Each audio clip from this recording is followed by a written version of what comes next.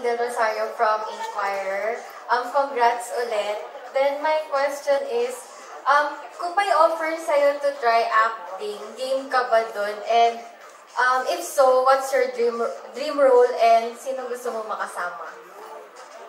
Marami pong nag-offer na sa akin talaga. As in, even from before, sobrang dami na biggest companies, mga production.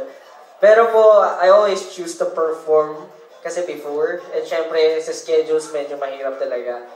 Pero right now, I'm considering it na magkaroon nga na siguro acting career, i-venture out din kung ano yung mamumunta ako dito. Kasi ever since hindi ko in-imagine yung sarili ko mag-a-artista. Pero I think being an artist itself is part of, di ba, syempre acting, yung kasama yan sa paggawa ng music video.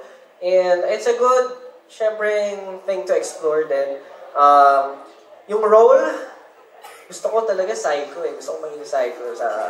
Gusto mo mamatay na... Something like that. Yung medyo uncommon, di ba? Kasi feeling ko I'll do good when it comes to those kinds of roles. Since I love playing horror games or mga I love watching thriller movies nga. Okay. Thank you. Thank you. Thanks so much for